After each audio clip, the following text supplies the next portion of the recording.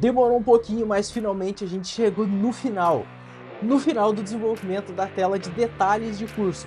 Então, nesse vídeo aqui, a gente vai fazer os últimos ajustes que faltou na tela dos detalhes do curso.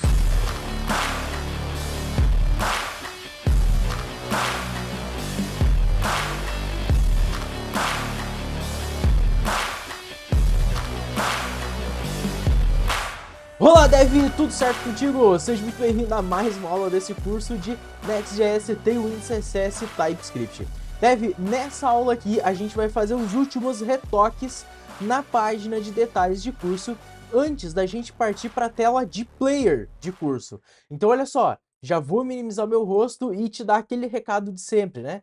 Não se esquece, se inscreva nesse canal se tu não for inscrito ainda e claro, dá um like nesse vídeo aqui para me ajudar fazer com que esse conteúdo aqui ele chegue a mais pessoas. Essa é a forma mais barata que tem para tu conseguir me ajudar desse lado aqui.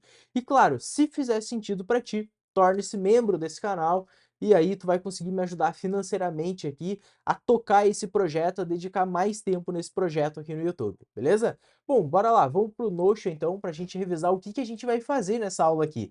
Nessa aula a gente vai focar em duas coisas principais, que é o padding do bottom e os props do componente de header. Pois é, a gente acabou deixando essas props passar, foi ficando, mas agora a gente vai fazer os ajustes finais e tratar uma questãozinha de responsividade que a gente tem aqui, beleza? Bom, vamos lá. Essa aqui, então, é a nossa tela de detalhe de curso. Se vocês lembrarem bem, foi assim que a gente deixou ela na última aula. Ela tá finalizada, tá? Dá para se dizer praticamente que ela tá finalizada. Só que o que falta nela ainda que a gente tem que ajustar aqui? É o seguinte, olha só, se a gente reduzir um pouco a tela, a gente vai ver que a gente vai ter scroll, né? Ele vai vir para o modo mobile aqui e tudo mais. E aí, ó, quando a gente faz scroll, tu vai ver que, olha só, o scroll acontece, só que olha aqui, tá vendo essa parte de baixo aqui do nosso conteúdo? Tu percebe que ela fica muito grudada na parte de baixo da nossa aplicação? Eu acho que isso aqui pode dar uma experiência meio um pouco ruim para o nosso usuário final, né? Então, o que a gente vai fazer? Eu vou abrir aqui o Visual Studio Code e a gente vai aqui, ó, na nossa tela de Page, né, na tela de detalhe de curso, no Page mesmo, a gente vai dar uma olhada, olha só, a gente tem aqui a div que encapsula o nosso course header e o course content, e a gente tem a div que encapsula o nosso start course, beleza? Bom, nessa div aqui, vamos colocar um PB nesse cara de 12, por exemplo, de 48 pixels, para ver como é que fica. Olha só, com esse PB, em teoria, vamos dar um F5 aqui, porque eu acho que... olha só, eu não inicializei o projeto, né? Aí nunca ia funcionar. Beleza, inicializado o projeto, checa aí se tu inicializou o teu projeto também. Feito isso, vamos voltar para o navegador, vamos recarregar nossa tela. Agora sim, olha só, se a gente der um scroll aqui, ó, tu vai ver que ele tem um espacinho um pouco maior da parte de baixo da nossa tela, né?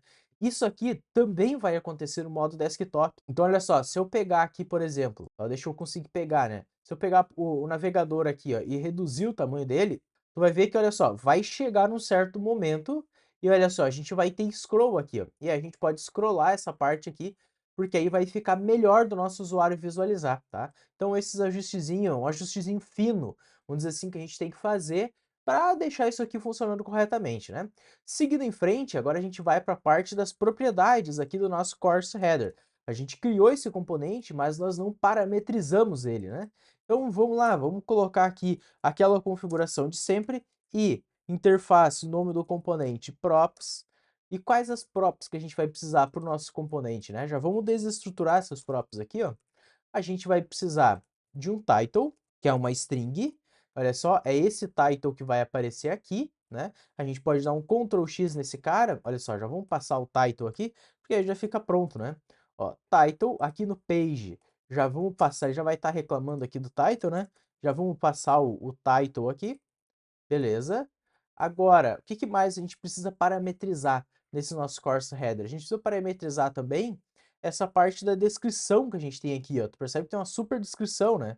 Então a gente tem que parametrizar isso daqui também. Vamos duplicar esse cara, vamos chamar de description. Aqui a gente desestrutura o description e aqui dentro a gente passa o description. Aí, ó, show de bola. No page, a mesma coisa, só que agora para description. Aí, ó, feito. Colei a descrição. Agora, o que mais que a gente precisa configurar aqui? Se a gente der uma olhadinha aqui, ó, vamos minimizar nosso explorador de arquivos para facilitar um pouco a visualização. Tem mais algumas coisas que a gente precisa parametrizar. O que mais? Olha só, número de aulas. Esse número de aulas aqui, isso aqui vai depender do nosso curso, então tem que parametrizar isso daqui.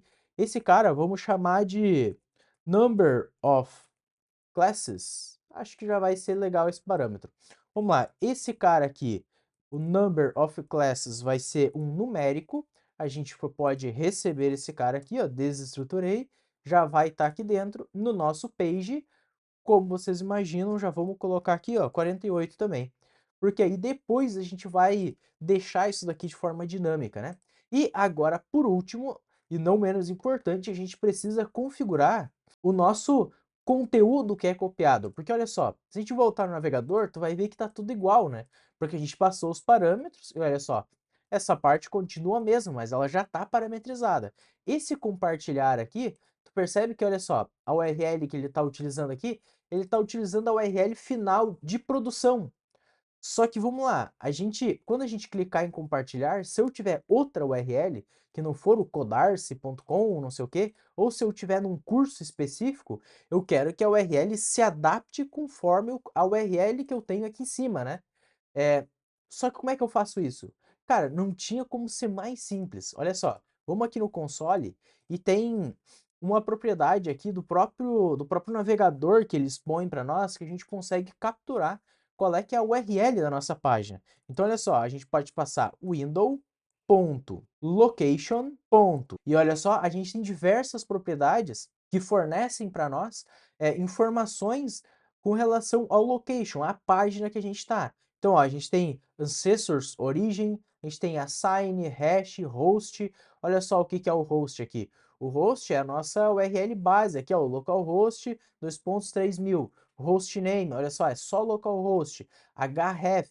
O href vai ser a nossa URL completa. A gente também tem, ó, deixa eu passar aqui, ó, o orange. A gente tem o orange que é só tipo http, dois pontos, localhost. Eu tinha o href, né, que eu tinha mostrado antes. Ó, o href é o cara que a gente vai usar, a gente vai pegar a URL completa. O que mais a gente tem aí? A gente tem pathname. Olha só o que é o pathname. O pathname é só parte da URL em si, né, da rota, da pasta específica que a gente está.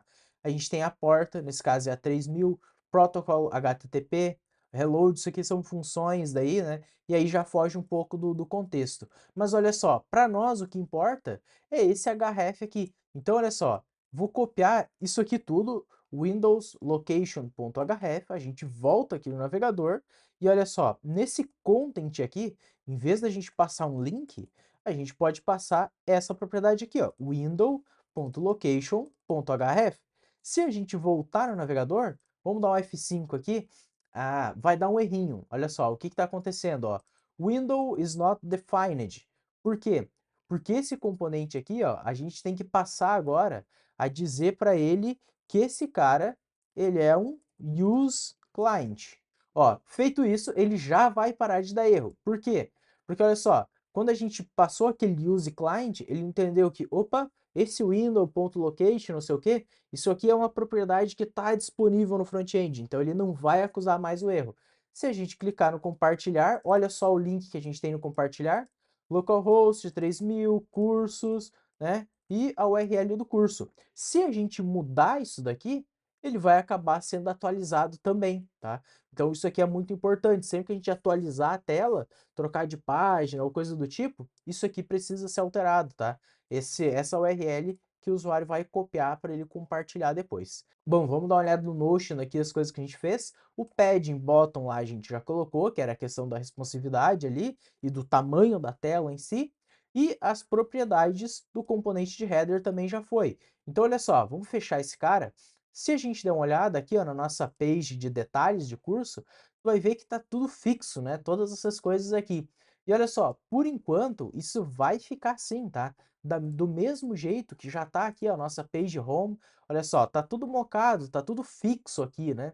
porque a gente ainda não chegou numa das partes mais interessantes desse curso, que é justamente a parte de consultar a API do YouTube para trazer os dados de forma dinâmica. Então a gente vai chegar nessa parte, pode ficar tranquilo, mas vamos desenvolver todas as telas primeiro, porque aí depois fica mais fácil, a gente só conecta as pontas quando a gente vai precisando. Beleza? Então, para finalizar, vamos aqui para a nossa parte do commit. A gente tem o nosso page, a gente alterou ele, adicionamos as novas propriedades. Vamos dar um stage nesse cara. No course header, a gente tem a diretiva aqui do use client que a gente adicionou. Adicionamos as propriedades do componente e é isso daí. Cara, vamos dar um fit aqui. Fix pad button and course header props. Beleza, comitado, já está sincronizando e Dev, olha só, não se esquece de dar um like nesse vídeo aqui, te inscrever no canal caso tu não tenha se inscrito ainda e Dev, por enquanto era isso, a gente finalmente finalizou a tela de detalhes de curso. Nas próximas aulas a gente vai começar de fato a criação da tela de player. Então, Dev, como sempre, a gente se vê na próxima e valeu!